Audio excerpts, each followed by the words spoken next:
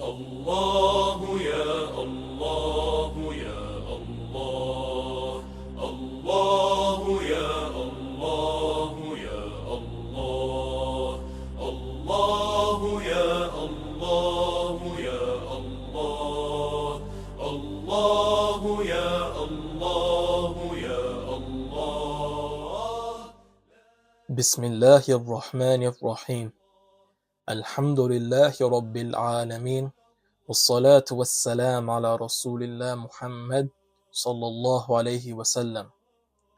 I start with the name of Allah. Praise be to Allah, the Lord of the worlds. I ask Allah to raise the rank of our Prophet Muhammad sallallahu alayhi wasallam, his kind al and companions, and to protect his nation from that which he fears for them. Ameen. Thereafter, the author, may Allah have mercy upon him, said, Allah the Exalted created mankind, and He equipped them with the capability of the mind, with which they may know their Creator and be able to discriminate between good, evil, sound, unsound, valid, and invalid matters. With this, Allah sent prophets and messengers as a mercy upon mankind. They were sent to guide the people to the religion of Islam and teach them in what is good and lawful and refrain from what is forbidden and unlawful. All of Allah's prophets came with one message. No one is God except Allah. The first prophet is Prophet Adam alayhi salatu wassalam. The last prophet and messenger is Prophet Muhammad sallallahu alayhi wasallam. Before we learn about our final prophet, we need to know his lineage. He is Muhammad sallallahu alayhi wasallam, son of Abdullah, and this is the glorious life of Muhammad sallallahu alayhi wasallam, the final prophet.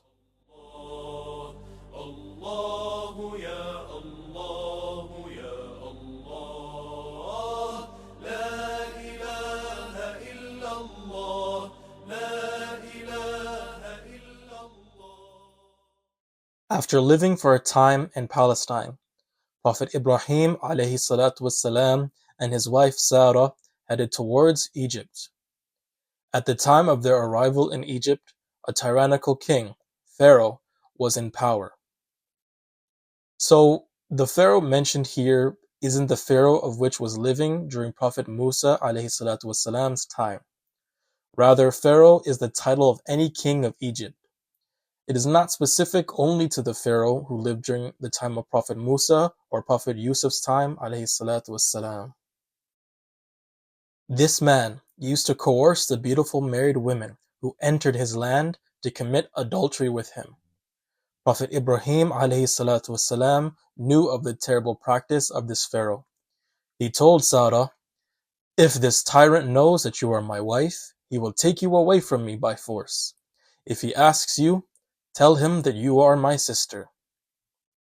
So, Prophet Ibrahim alayhi salatu wasalam telling Sarah to say he is his sister is not a lie from Prophet Ibrahim or Sarah, because truly Sarah was Ibrahim's sister in Islam.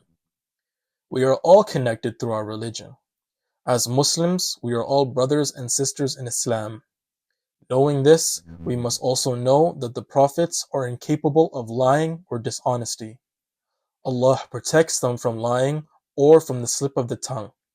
Prophet Ibrahim alayhi salatu wasalam feared for his wife and did not want any harm to come to her.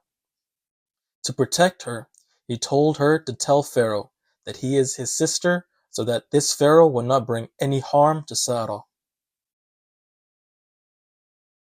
When some of the assistants of this tyrant saw Sarah, they went and told him, "We have seen an extremely beautiful woman enter your land. She should be yours, and not anyone else's." The Pharaoh sent his assistants to bring her, and they did.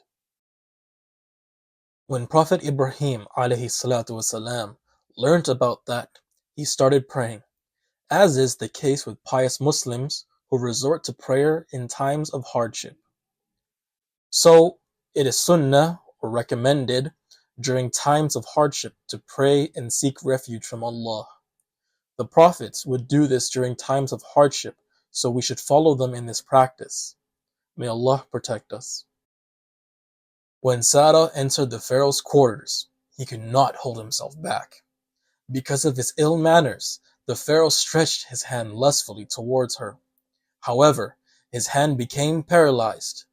The Pharaoh told her, "Pray to your Lord to release my hand, and I shall not harm you." Sarah did, and the Pharaoh's hand was cured from paralysis. Yet, because of his ill manners, the Pharaoh attempted once again to reach for Sarah. His hand became paralyzed again, but in a stronger manner than the first time. The Pharaoh asked Sarah the same thing he asked before. She made supplication, and his hand was cured.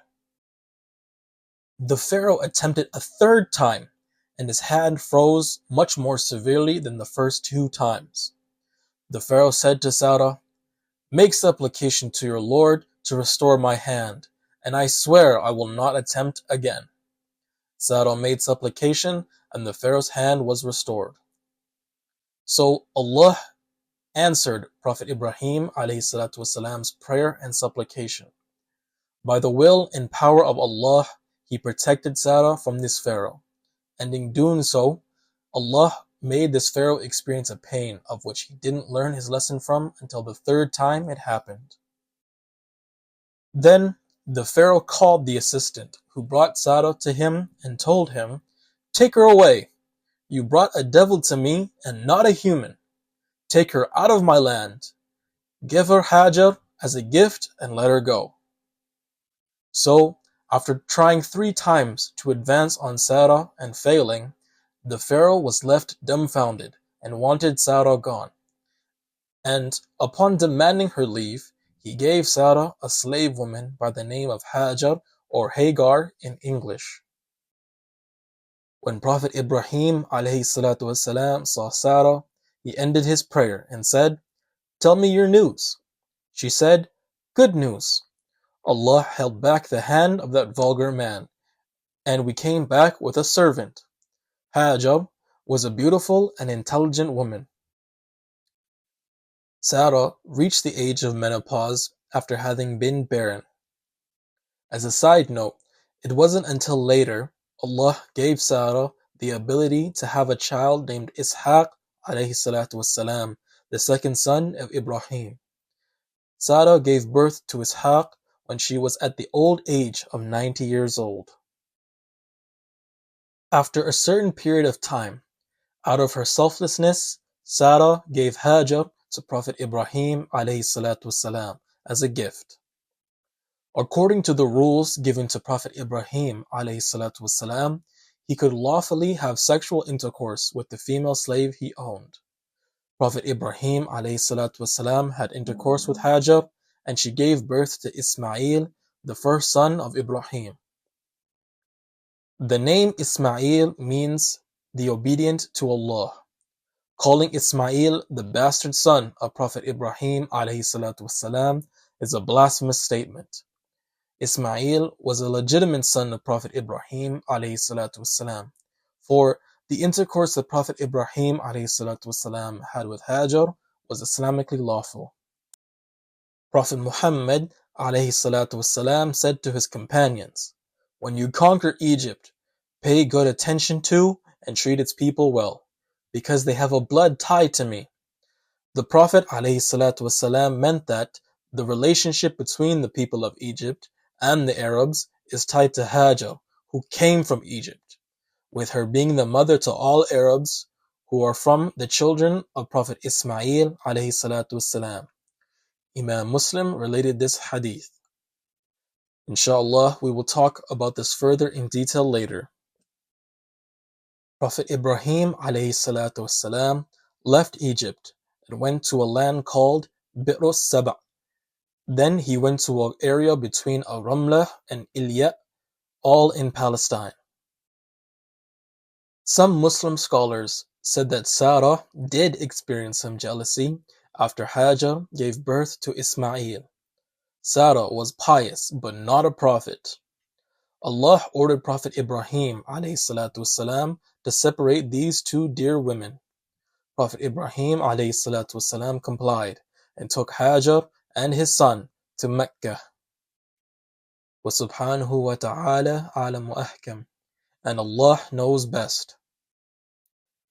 Join us next time for the second prelude, establishing the city of Mecca. بارك الله فيكم والسلام عليكم.